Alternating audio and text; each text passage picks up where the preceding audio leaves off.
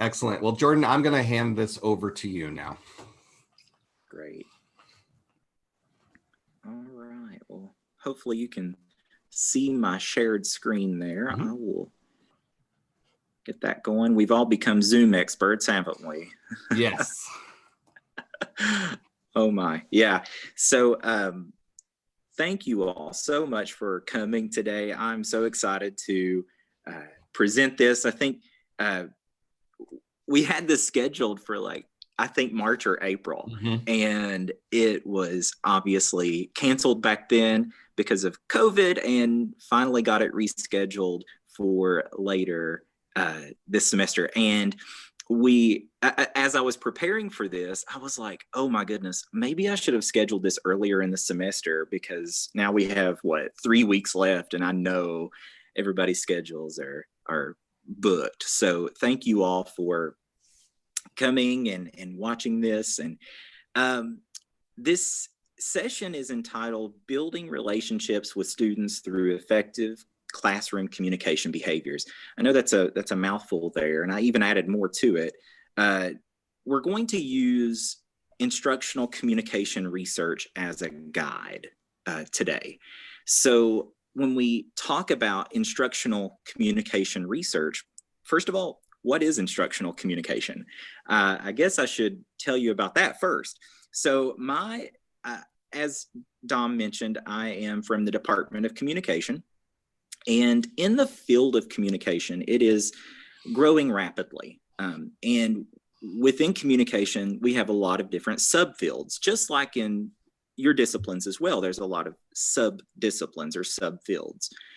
We in communication have interpersonal communication. We have organizational communication. One that's on the rise is health communication, persuasion, rhetoric.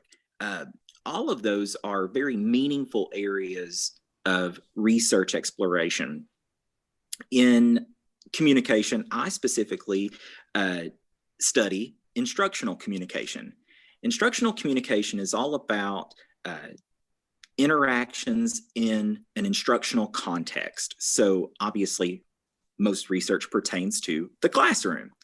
And the good thing about instructional communication is that we look at teaching and effective instruction across all different disciplines. It's not necessarily just in communication, it is across all disciplines. So a lot of people really are able to look at the research that we produce in instructional communication, and they're able to apply it to their own classrooms. We also look at different instructional settings like the training environment, or even like health training, things like that, health promotion. And when I heard, about a year ago that we were forming the Center for Teaching and Learning here on campus, I was telling several people how excited I was that we had this center. And I just want to thank Shauna and Dom for heading this up for us, leading us. Been very excited about this for some time, and you all have really been able to get this going with the new Griff vids. That's really neat function. I love the different articles you all publish on teaching and how we can improve our instructional practices. And then, of course, the professional development seminars like today. So that is a little bit of background about instructional communication. My PhD is in instructional communication from West Virginia University. And there's quite, I would say, an increase in terms of research pertaining to instructional communication. And I think the reason for that is because we can all use it, right? We can all improve our communication behaviors in the classroom. What are some various lines of research in instructional communication? One, I would say the biggest line of research is looking at effective communication behaviors in terms of instructors. Okay, so that teacher-student communication. So that's definitely the biggest. I would say anywhere between 70 to 80% of the literature published in instructional comm looks at instructor behaviors. But recently, what we're seeing is an increase in student communication behaviors. So it's pretty neat to see that. And that's actually one of the areas that I've been studying for the past couple years is student communication, because we know that students also have communication with their peers. They build peer relationships. So we need more research on that. And also, like, what can we do as teachers to help them improve their peer relationships? Another line of research that you would find in instructional communication looks at environmental factors. So what's the climate like? What's the like the classroom climate? How connected are the students with the teachers, right? So you have so many different areas of research that you can delve into. You can also look at traits. You know, what type of trait do I, right? Am I apprehensive when it comes to communication? Am I argumentative, verbally aggressive, right? So those are some different things you can look at as well. So the focus for today's talk will be, how do we cultivate relationships with students in the classroom? And we all are in a time right now where we are communicating with students on Zoom, communicating with students in an online setting, and we're doing this more than we ever have before. And one thing that I certainly miss about face-to-face teaching with all of my students, it certainly is harder, I think, to cultivate some of those relationships in the classroom. But it can be done, all right? Today's focus isn't necessarily on how to do this online, though we'll talk about that at the end. But I really want to talk about how we can use relational teaching behaviors, rhetorical teaching behaviors, and also I want to, toward the end, consider student communication behaviors, because that's something that, like I said, is growing in a really nice avenue of future research and exploration. So let's start with relational teaching behaviors. And when I start with relational teaching behaviors, these are just behaviors that we use as instructors that help that relationship, right? And honestly, I can go through and list 7, 8 different ones right here that have been explored in literature. But I wanted to kind of condense it and focus on just a few main ones. So we're going to talk about immediacy, confirmation, and self-disclosure. So let's start with immediacy. Okay, immediacy is all about the instructor, and it's all about referring to the messages that convey closeness and nonverbal interaction. So what does a teacher do to make you feel close to them, right? So we know that that is both verbal and nonverbal, though I would say 90 to 95% of the research pertains to nonverbal interaction. It's also commonly understood as communication that shows positive affect towards students. So immediacy shows that positive affect. Like you care about them. It demonstrates caring and closeness. Nonverbal immediacy, it does include 2 major groups of nonverbal cues. Those are both related to the face or to the body. So immediate behaviors with the face include more animated facial expressions, which I don't know about you all, but in terms of like talking to students on Zoom, I feel like I'm always overemphasizing my facial expressions. Okay. Making eye contact with students. Certainly, when we talk about eye contact, there's an appropriate amount, right? We don't want to spend too much time looking at our notes or the board or the PowerPoint. So other facial things that we can work on, smiling, right? Being genuine in your smile, and then also nodding when students say something. that can, of course, communicate encouragement.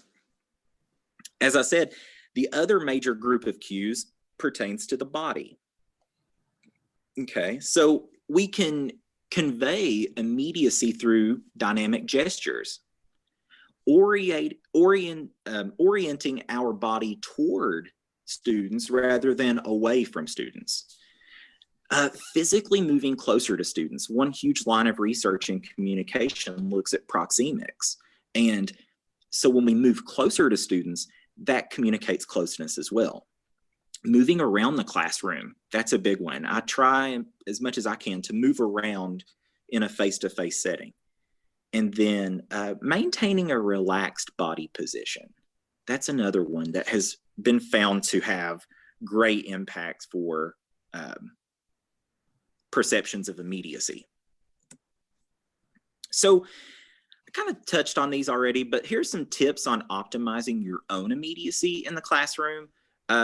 First of all, get rid of barriers that might exist in the classroom. In terms of barriers, it could be the podium in front of the classroom or the desk in your office. Those sometimes send a message of separation. So sometimes we need those things, obviously, but like when moving around, getting away from that barrier certainly can help perceived closeness.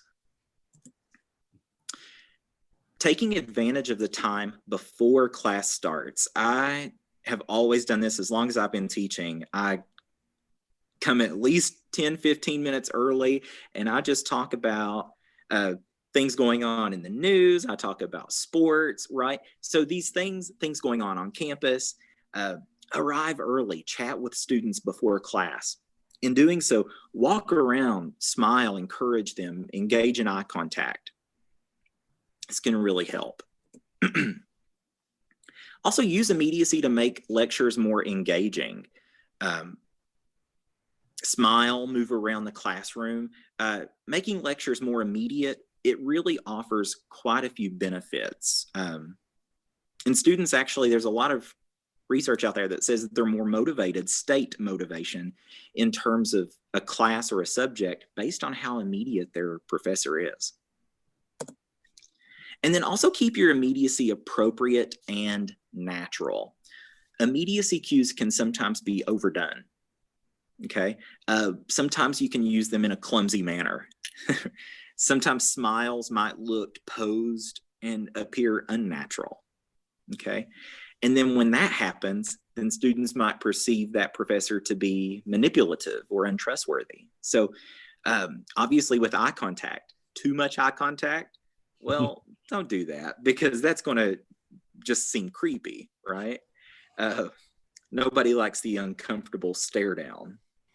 But these are some different ways on we can optimize our immediacy. Let's then turn our attention to confirmation. This is one of my favorite teaching behaviors. This is actually one that probably started gaining research attention in the early 2000s. This is the process by which instructors utilize communication to recognize and acknowledge students for their efforts while validating their importance as individuals. Students want to know that they are valued in our classes. When students receive confirmation, what that does is it helps students to feel better about their educational experience.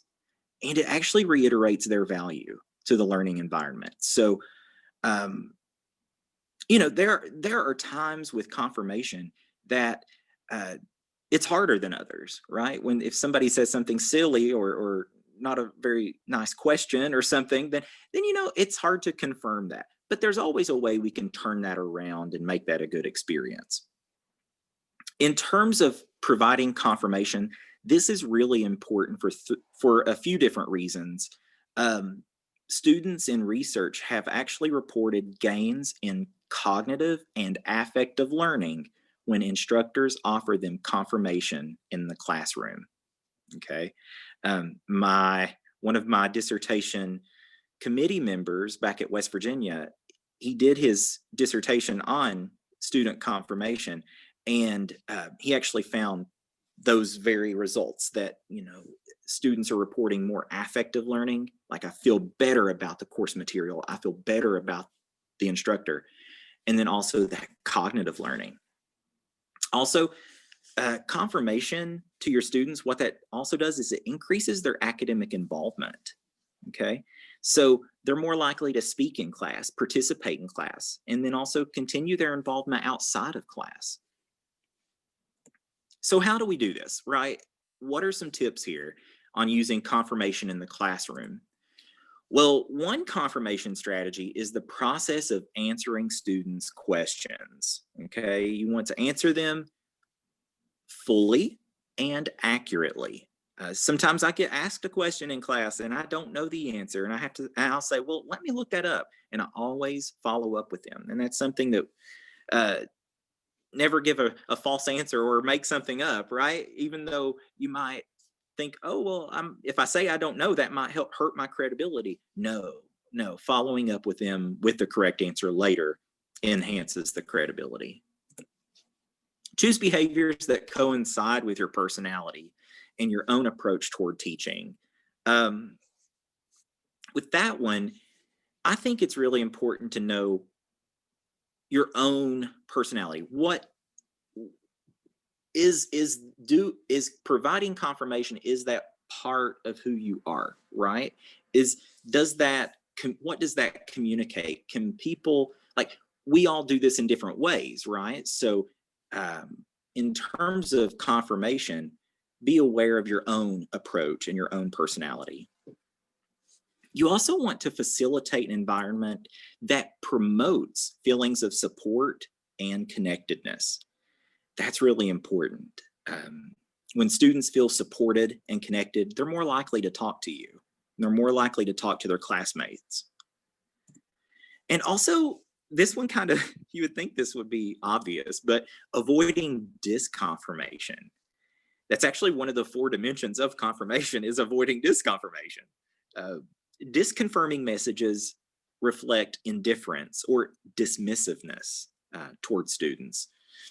And unfortunately, what happens here is most professors don't intentionally use disconfirming messages. However, they may unknowingly come across as disconfirming if they are perceived as communicating in a rude or disrespectful manner. We all make mistakes, but just be aware about disconfirmation. Okay, and the third relational teaching behavior I want to talk about, self-disclosure. All right, and first of all, self-disclosure is all about the messages about oneself that a person communicates to another. So how much do you know about your professor, right?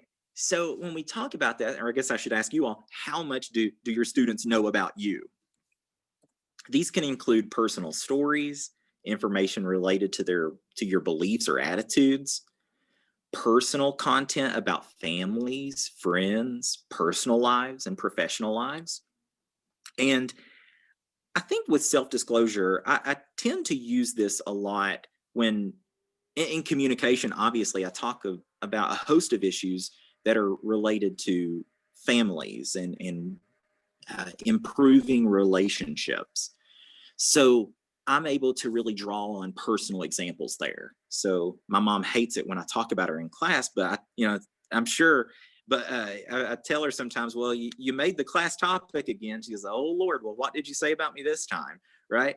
So, but I think it's important though for us to come across as human to our students, and that we do have lives outside of teaching. Some of us maybe, but with this is all about these personal stories and other information.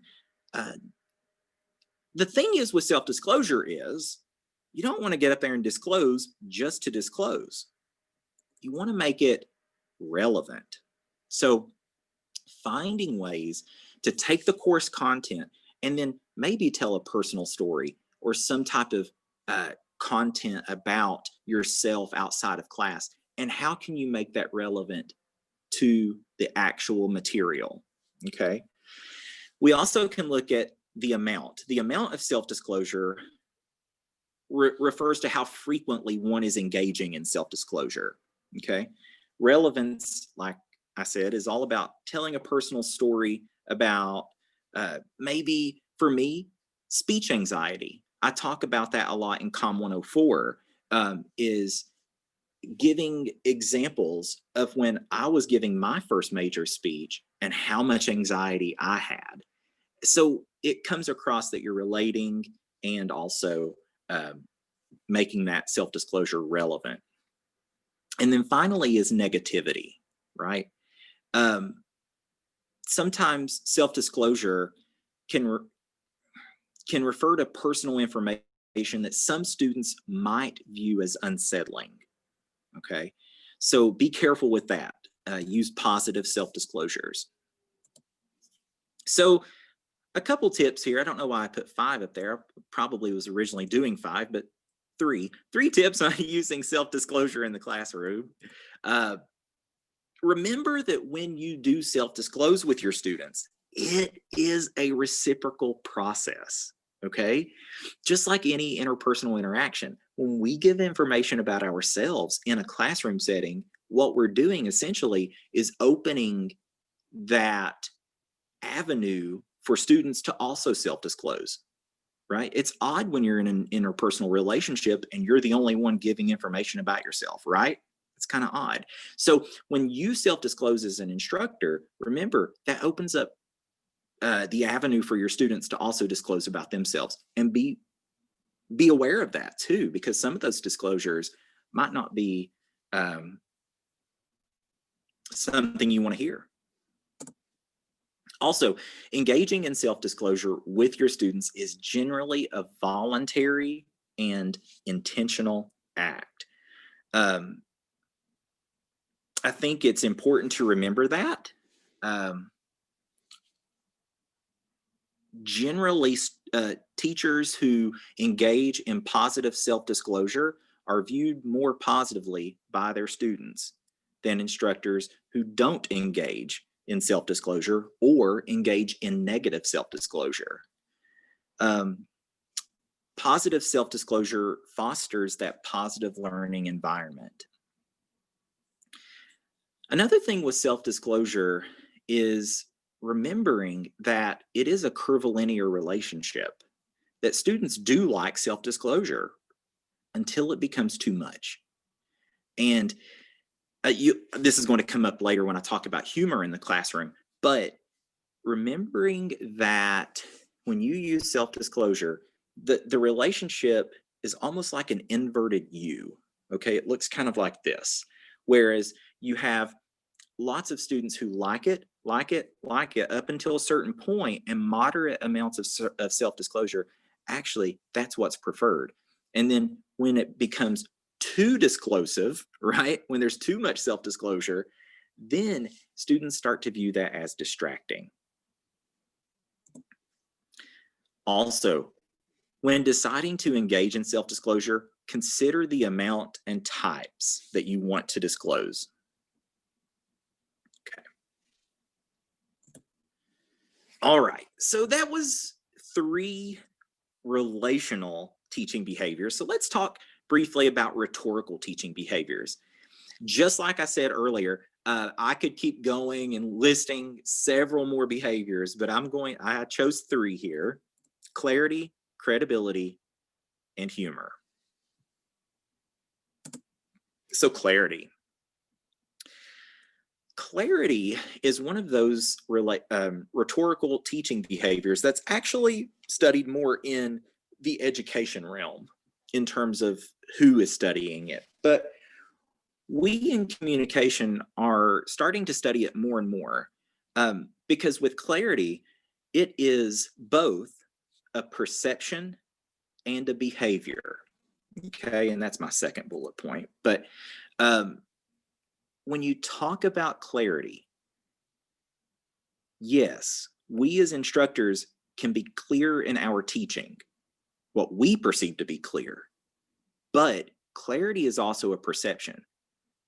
it's the students who perceive us whether or not to be clear. So as we approach clarity, keep that in mind, right? You might say, oh, this is very clear. I'm explaining this well. I'm doing what I need to do. But at the same time, do the students perceive it to be clear? And oftentimes they will tell us in our teaching evaluations, right? The student evaluations will say, oh, well, very clear, or could be clearer when teaching or demonstrating maybe something on technology, right? So back to the definition here, clarity behaviors make the information easier to remember. Students are able to select, understand, and use that information effectively. Clarity includes certain behaviors, such as assessing student learning.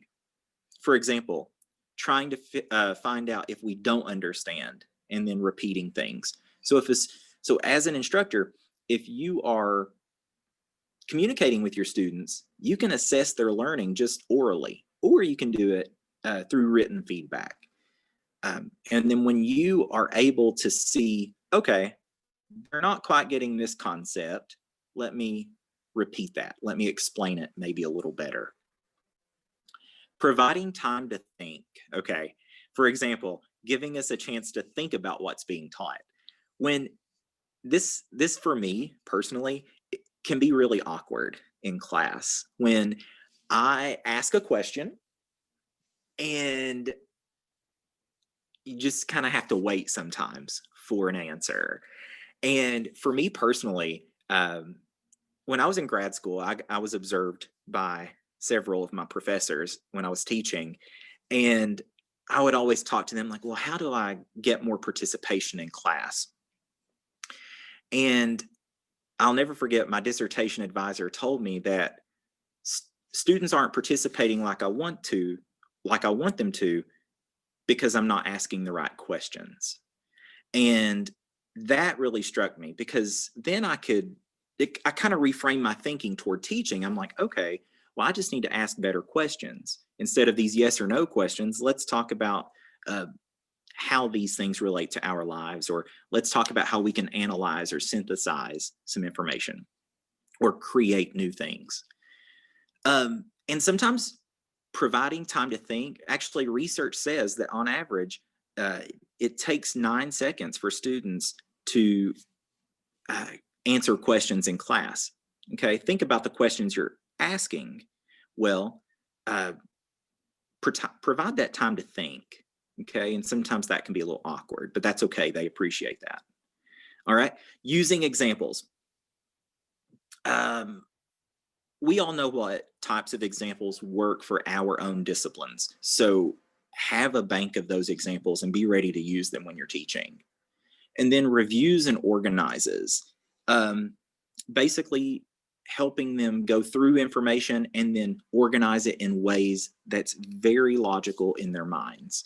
They are the ones responsible for that, but we can provide certain cues. A lot of times when I'm teaching, I'll say, all right, first. So I'm saying the word first, and I'm also holding up a finger. So it's like let's say I'm giving a list of something: first, second, third. That way they can organize that in their notes better. And that helps them not only organize it in their notes, but then also in their brains too. Also, I provide graphic organizers for my students. When I teach, I use a lot of PowerPoint. And one thing that I can do is prepare these kind of outlines of my course notes, not necessarily the notes, but little headers. And then they can just kind of fill in the information as they see fit under each header. And that has really had some positive results for me, both in their test scores and just in their general understanding of the concepts. So a few tips here on being clear in the classroom. First of all, we need to recognize that clarity is a process. There is no single recipe for being clear. We can do certain things, but at the same time, what works in one class might not work in another as well. Helping students take good notes. Taking notes is critical to learning, and instructors should really help students plan to take better notes. So written organizational cues such as slides, graphics, pictures are really effective at cueing students on information. Spoken previews, like I said earlier, transitions, signposts, summaries of main ideas. And I think it's really important to do that. I start off every class by going through, this is what we're doing today. These are our learning objectives, right? And then at the end, we talk about, did we accomplish those? Integrate and crystallize information. When teaching any particular concept, a variety of information must be presented, including precise terminology, definitions of terms, explanations of how they all fit together, and obviously examples. So make sure that your instructions are very clear, and also know that students can't often grasp these more difficult concepts until they have a very clear understanding of the simpler definitional sort of concepts. Assess your learning frequently. That's another tip that I think is really important.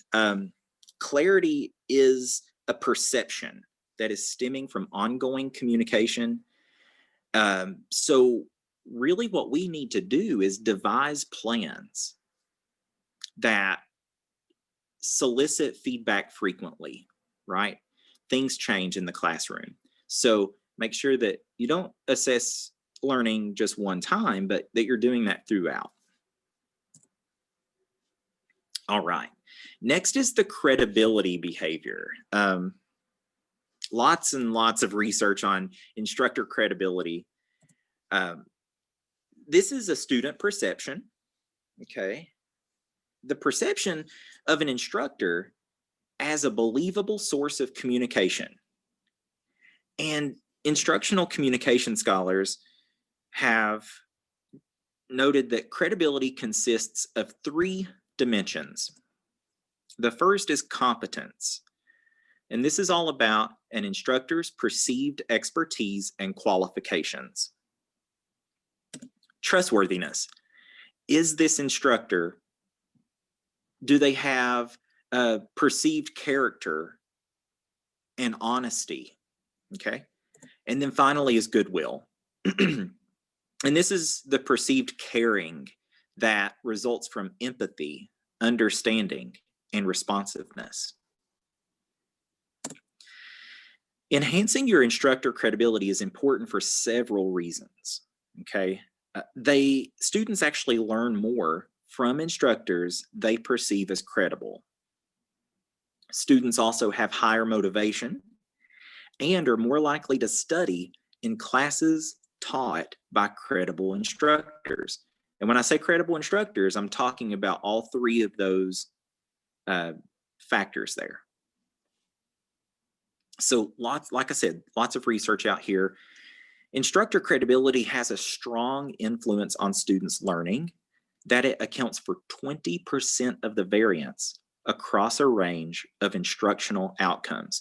And that was a very significant meta-analysis that was performed about 10 years ago. So credibility is very important. So how can we do it? What are some tips here for increasing our credibility in the classroom? Well, there we go, back to that word immediacy again. Using immediacy and affinity seeking behaviors, right? We now know what immediacy is, of course, wanting to use nonverbal behaviors to reduce that physical or psychological distance. And we've talked about some examples there. But affinity seeking behaviors are those behaviors that are intended to build a positive attitude toward oneself in another person, okay? So we can do this through using positive self-disclosures, stressing areas of similarity, expressing cooperation, Okay, so immediacy and affinity seeking can be very helpful for credibility. Also, maintaining a strong presence in your classroom. Instructors who are assertive and responsive to their students are viewed as more credible. Communicate with your students outside of class as well as inside the classroom. There is a positive relationship between perceived credibility and out-of-class communication. So the more, and of course, we all like out-of-class communication, and we'll chat about that in a second. But when we think about out-of-class communication, what are they communicating with us about outside of the classroom, right? One thing that we can do is enhancing our credibility inside the classroom can actually affect how they're communicating with us outside of the classroom, and not necessarily how, but how much. And finally, I talked about this one in one of the Griff vids that was posted on the CTL website. Do not engage in instructor misbehaviors, right? Okay, we talk about student misbehaviors all the time, am I right? Well, instructor misbehaviors, hey, they're a thing too, okay? Oftentimes, instructor misbehaviors are categorized into 3 different categories. Incompetence, that's including behaviors that show a lack of basic teaching skills or maybe not being knowledgeable about a course topic. Another one of those teaching behaviors is offensiveness. Offensiveness is all about cruel behaviors such as humiliating students or using excessive profanity. And the third instructor misbehavior is indolence. Okay, indolence is all about failing to show up on time for class, or maybe instructors return assignments very late. That's a misbehavior. Humor. Okay, so we'll talk about this one. This is our last of the rhetorical teaching behaviors. All right, so humor is all about intentional communication that leads to laughter and amusement through incongruous meanings. We like humor. We like to laugh as people, okay? This is using funny stories, humorous comments, jokes, puns, visual illustrations, impersonations, slang, sarcasm. I could probably keep going there, but these are just some examples of different types of humor that we can use in the classroom.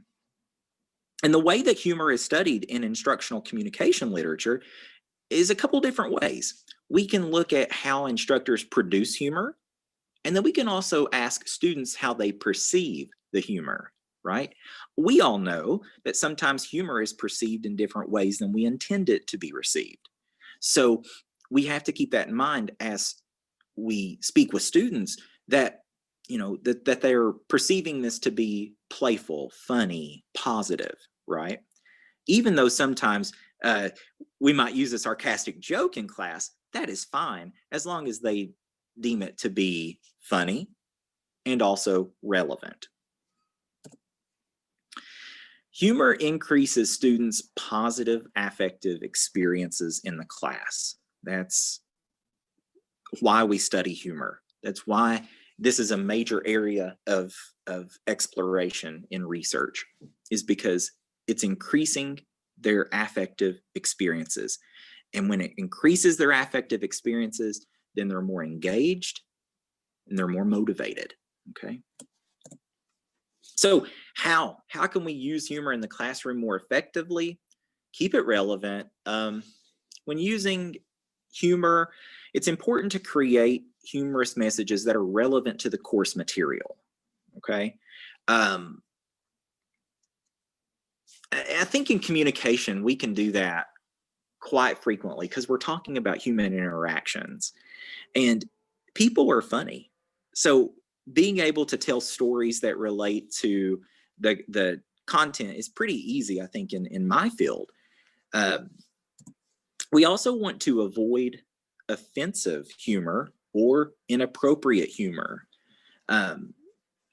This type of humor is not related to student learning, okay?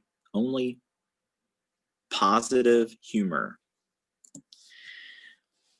We also need to allow for humor to occur in multiple ways. So going back to that previous slide of the different types of humor, there might be sometimes you want to illustrate humor using a story. Sometimes you want to use jokes. Sometimes you might want to use sarcasm. So allow that to occur in multiple ways, and also allow that to complement your personality as well. I'm generally not an overly sarcastic person, okay?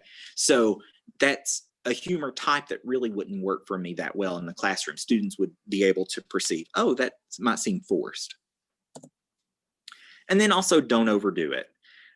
Instructors who are perceived as humorous are not necessarily stand-up comedians, okay, as much as we want to be, all right? And I love it when we see student comments at the end of the semester and, oh, he was funny. Yes, all right, I love that, right? But I'm not up there making them laugh the entire time. When we use too much humor, it actually detracts from the lessons we are teaching.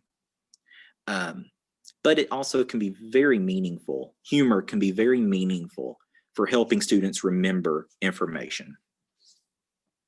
Okay, so those are some rhetorical teaching behaviors. So I'll go through this next part kind of quickly here. That way we can have some time for questions and comments. But I told you that a very important part of instructional communication is to maximize student communication. So one way we can maximize student communication is to consider their motives for communicating with us. Why? Why are students talking to us? Why did students ask us questions? What specifically are they asking us about? But then I think the more important question here is why? Well, my PhD advisor, Dr. Myers, yes, I still call him Dr. Myers, even though he's told me to call him Scott 100 times. He came up with this construct several years ago that students are motivated to communicate with instructors for 5 different reasons, okay? First is that relational motive. This one's all about trying to develop some sort of interpersonal relationship with the instructor. Functional. So the functional motive, it's all about communicating to learn more about the course material or the assignments. So this one's really important, and I know we all see this motive in class a lot. The participation motive involves demonstrating that one is interested and engaged with the course. Excuse making. We all know students make excuses, all right? Sometimes they have to explain to us why they've been lacking in their course assignments or in their attendance, right? That's making excuses. And one of my favorite words, sycophancy. So students do communicate with us for sycophantic motives, right? And this includes communicating with the instructor to be viewed favorably and to potentially earn special considerations, right? We never did that, did we, as students? Okay. All right. So here's some tips. When we talk about students' motives for communicating with instructors, how you communicate is going to have an impact on how your students communicate with you in the classroom. So even though the classroom climate is co-constructed by both the instructor and students, the instructor really has more of a say-so, more control of dictating that climate than students do. And then also one thing that you should do is consider your classroom climate. So those two kind of go together there. But do your students feel like they are part of the class? Do they feel like an outsider in the class? If so, well, students are going to be less likely to communicate with you. All right. So thinking back, another thing is with student motives, students' traits, their own personal communication traits will influence their motives to communicate with you as well. In terms of engagement and oral participation, this is all about the quality of effort and involvement in productive learning activities. Participation is only one facet of engagement. Engagement is also about thinking about course content and how it relates to their own professional and personal lives. So, in terms of participation, think about it as meaningful, but it's only one part of engagement. Other parts of engagement include time on task, quality of effort, and the consideration of materials outside of class. One thing that when I'm training new teachers is I try to encourage them to remember that engagement can be silent, it can be oral, it can be thinking, right? So all of that stuff is engagement. And I think when we talk about engagement, we think about, or at least I do, as oral participation as the gold standard. And it's very meaningful. But at times, there are times we don't want our students to orally participate. So in that case, that silent in-class engagement is what we're aiming for. So how do we maximize that engagement? So this one is, some people won't agree with this one, that is fine. Involving students in the creation of your course, not necessarily the creation like before they get there, but like when you get there, giving them some autonomy in how they complete their assignments, or some autonomy on how learning will be assessed. Okay, when you implement such practices, you can immediately involve students in the creation of your courses, which will give them ownership of the course. When they have ownership, that will increase their engagement. Active learning. Yes, active learning can contribute to your students' level of engagement. Okay, so think about what in-class activities are you doing that is helping with active learning. And next, work to create a positive classroom climate where students feel welcomed, supported, and valued. That's really important. By doing these things, you're creating a space in which students are more apt to exhibit effort and involvement. And finally, out of class communication. We all have office hours, right? Well, I don't know about you, but sometimes I have days where students never come to my office hours. And I'm like, I'm here, or I'm on Zoom. Why am I sitting here on Zoom or sitting in my office and students aren't coming, right? So when I was just starting off in my teaching career, I was like, oh, come see me in my office, right? And I still do that. But don't be discouraged if you don't have a lot of out of class communication with your students. But these are interactions that happen outside the formal classroom. These can be initiated by either students or faculty. This can include advising, students seeking out faculty to ask questions. It can be faculty involvement in student organizations. We all do a lot here, I know.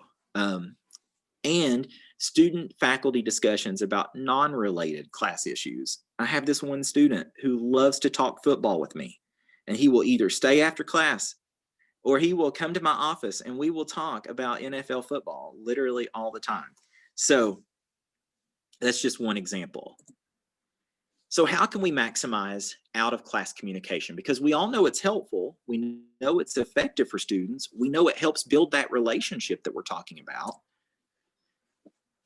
Are you communicating with your students that you are an accessible instructor?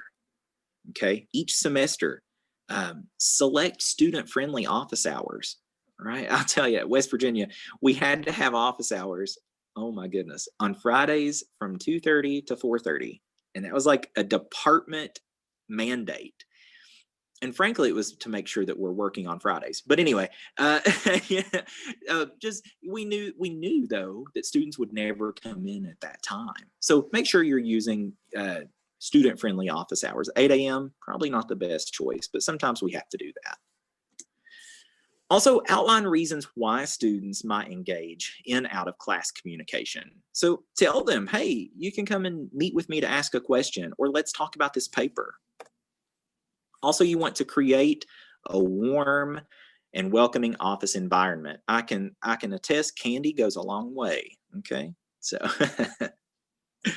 all right. So I'm going to stop talking for a bit. I do have a couple of questions for you. Given that we know how COVID has changed our instructional methods, how do you think communicating some of these behaviors that we've talked about today, how do these behaviors change in online or hybrid courses? Are you all finding that it's harder to demonstrate these behaviors in online or hybrid courses? And then here's a second question, if you'd rather answer this one. What tips or tricks do you have? I've offered some different tips that have worked for me and tips that are proven by research, but what other things do you all have to offer? Because I'm also interested.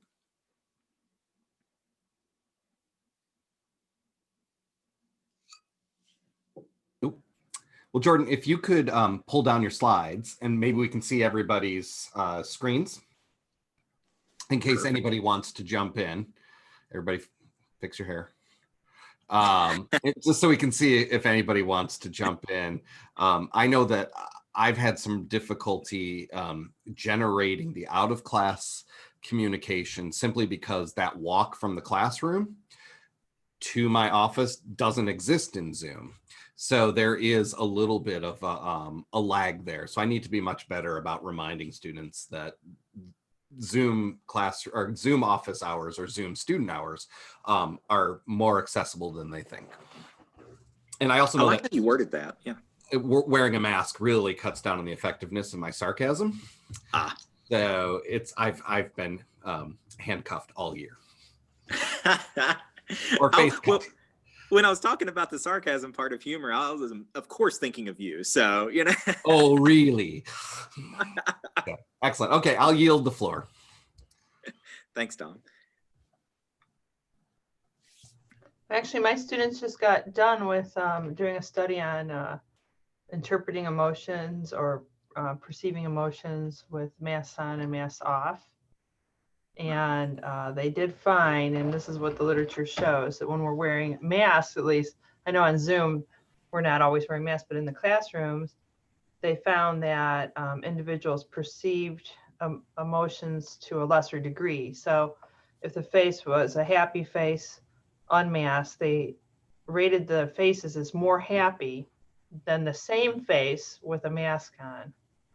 And same with sadness. And, you know, it was really interesting little study that they did, but that's the one thing that I'm trying to deal with in the live classrooms, and also videoing it on Panopto. Whatever I think I'm showing, I have to express it in other ways, like through my body language or through gestures and through, you know, all these other things without looking like a crazy person. Right. So. Well, when I used to coach speech and debate, I would always tell my students to smile with your eyes, you know, and a lot of people just don't do that in general. So like when you're covered up with a mask, you know, I'm smiling, but you might not see it. So it's, you know, really pushing yourself, I guess, to overemphasize those facial expressions in your eyes and eyebrows. Yeah. That's an interesting study, Teddy. I like that. Yeah, there was a lot of, it was really cool. I mean, and it was appropriate for the time. So they just analyzed their data this week.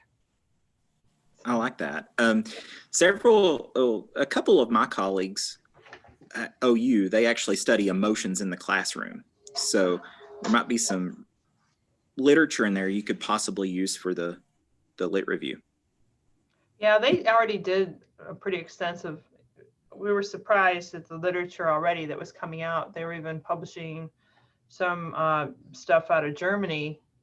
At an article, they found a preprint of an article that they partially replicated, and I was surprised, and it just got published. So, Oh, that's awesome. yeah, so they found resources, like, it was good. Yeah, awesome. Well, I want to chat more about that. Yeah, will do. Jordan, I have just a couple of different issues that I've noticed this semester since I'm entirely online. One is students are having a much harder time trying to figure out what their instructions are for assessments. Mm-hmm. And then combined with that, so for example, after we're done today, I have 3 meetings with students. All of them are meetings that they asked for after 5 o'clock last night about an assignment that was due at 11:59 last night. Yeah. And this is, I mean, these aren't even, it's not even like the usual suspects. It's every week, it's a different set of people who just, so this is part of their communication style that A, I don't understand, but also B, needs to be discouraged. Yeah. And I have no tools for doing either one of those things. And of course, these 2 different problems are directly related because they almost always contacting me because they don't understand the instructions Sure. at the very last minute. So, Jim, that really makes me feel better. Yes, as an instructor, that I guess I'm not the only one, so this is good. But yeah, I think you make a really good point that when we are talking about the specific assignment instructions in class in a face-to-face setting, it truly, you're able to have that immediate contact where there's a question, you can address it. And of course, how things come across written rather than face-to-face, students are going to pay more attention to the face-to-face, I believe, rather than the nitty-gritty details in our written assignments. I had an assignment. They had to do a big interview, sample interviews for my senior portfolio class. And I found myself, I was like, oh my goodness.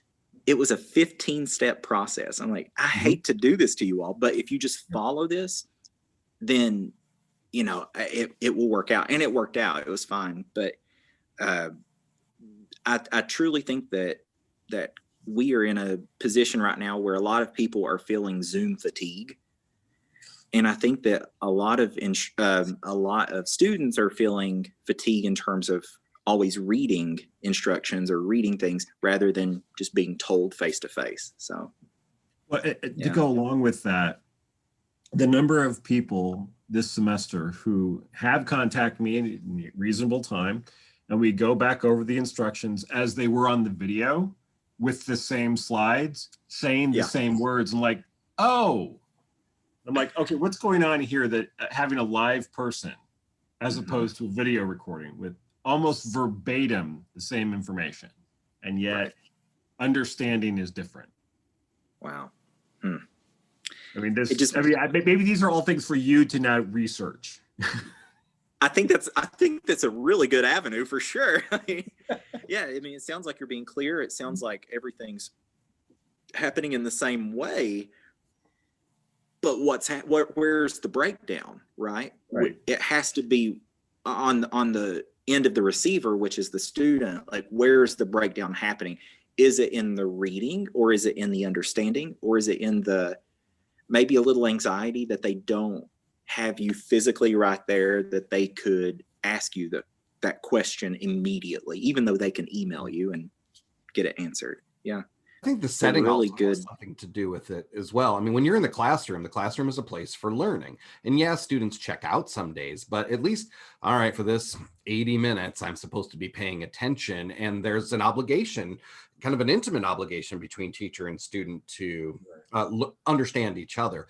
But at home, when you're sitting in your bedroom or laying in your bed or sitting at the kitchen table, where not only is there other distractions, just the environment's not the same for these students. This isn't where they've had to turn on their learn before. And so I wonder if they get complacent or lazier or mentally check out much easier because this isn't where I learn. Yeah, why don't they all use the extra room in their house as their office? You're talking about the dungeon with your chains in the basement? Well, I'm I just would pointing add out this that to the they mix. don't all have the ability to go and create a space, right? Yeah, that's very sure. indolent of our students to not create that. Yeah. Learning. There you go. Well, I would add this to the whole scenario. We have to consider their loneliness in learning. When they have peers sitting next to them, or when you're talking to them on Zoom, they have a connection, a human connection, and I'm sure Teddy could probably articulate this way better than I can. But I feel that loneliness sitting here making notes and trying to do the same thing that I've done for 25 years, but do it on video, right? And just because there's no one that I'm actually talking to. So I can imagine them and I can set up my stuffed animals so that I have somebody to lecture to, you know. But that recognition, that eye-to-eye contact makes a big difference, doesn't it? I completely agree with that. Yeah, that learning in the classroom is a community feeling. So in terms of going back to what I was talking about earlier with connectedness, right? It's harder to feel connected in an online environment, no matter how interactive we are and how immediate we are.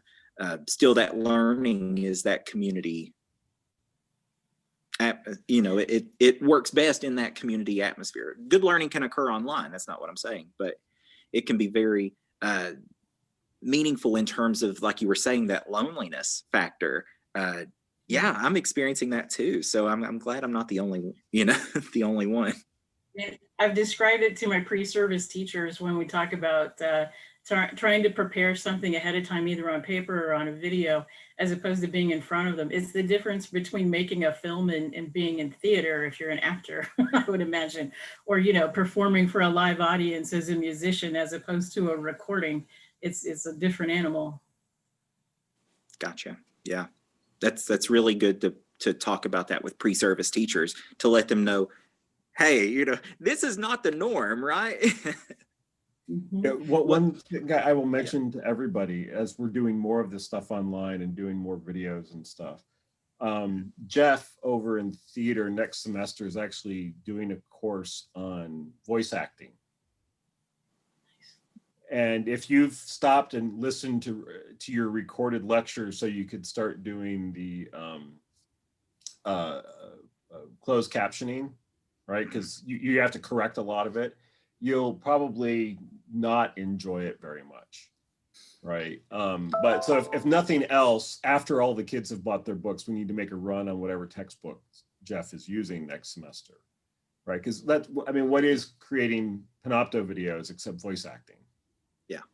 Right. That's really neat. So there's probably a lot of real practical tips to go along with what you've been saying, Jordan, about how you can make those videos better, which hopefully will have better learning experiences for the students.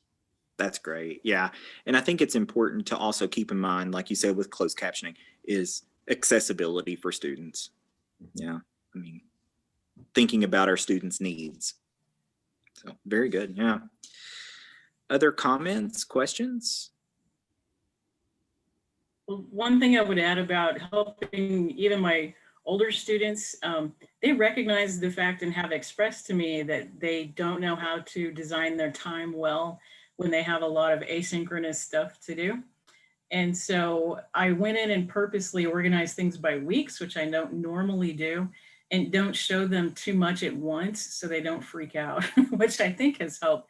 But this is a class where I'm getting half of my lab time. And so because we don't have the space to accommodate all of them at once. So it came down to a choice of, do I do a couple of extra labs I had planned, or do I take them in for problem solving sessions that we normally would do? And I'm so glad I opted for the problem solving sessions, because, you know, that disconnect that usually has happened by this time of this semester, we finally got to, because, you know, yeah, we talk about solving problems in quantitative analysis and I make them go to the board, et cetera. But they also got to talk to each other and talk to me about their anxieties about the class, everything that's happening with the school. We got to talk about even things that have happened since March, which they have received no information on, like whether their major was actually going away or not, things like that. And so, yeah, very important, even, you know, in that limited time, to get to know them a little better. I agree, Shauna. Yeah, I've been challenged in trying to make my feedback to them more immediate with in particular, the assignment feedback that I give them.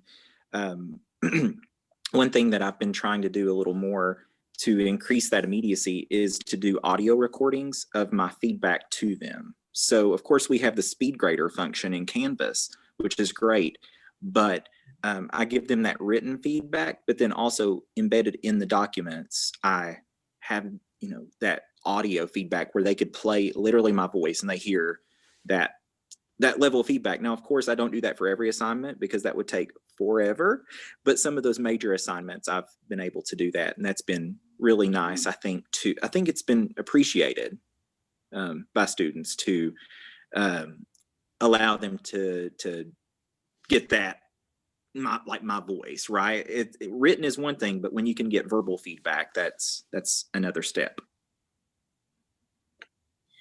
That's interesting. What do you use for that? Zoom or Panopto or Loom? Have you heard of Loom? It's just Microsoft Word. Yeah. Okay. Yeah. Yeah, I can. I'll something I got into. I'll send it to you. Mm-hmm. There's the audio function. Yeah, I can. Speed grader though as well. Yep, the audio function. Yep. Or maybe I'm thinking of the Turnitin grader has the audio function. Mm-hmm. I just noticed that in Loom, like I was communicating with people from a company trying to put together materials, and they communicated with me that way through emails. They didn't type, they just recorded a short video, and Loom, Loom, actually just records everything automatically as an MP4, and you just attach it right in the email. And it was really great for me because it helped the communication a lot more. Because, you know, in email, you lose all of the facial expression and et cetera that expresses half of what you're trying to say, right? Yep, absolutely. I'll write that down, Loom. I'm going to read more about that. I say, check it out. Yeah, I think there's still a free version. Free is super good. Easy to use. Nice. Yeah. Okay. I think we have time for one more question. If there is any other input or comment or tips that people want to share.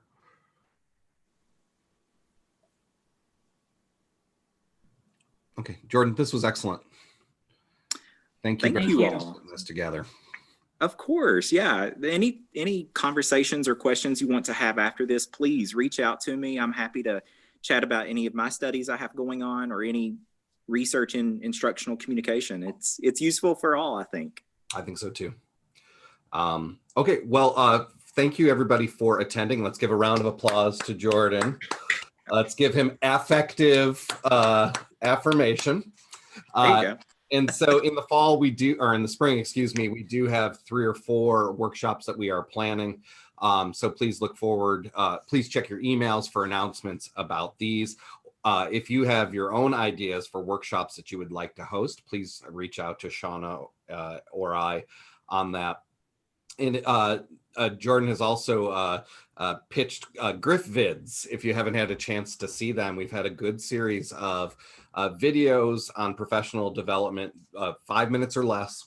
And these are for and by Missouri Western employees. So if you have an idea for something that you would like to share with your colleagues, reach out to Shauna and I, and we'll be glad to post those on our website, and you can check those out as well. All right, so thank you everybody. Spread the word. This will be posted on our YouTube channel starting next week. And I look forward to seeing all of you later. Have a great weekend. Thank you all. Bye-bye. Okay.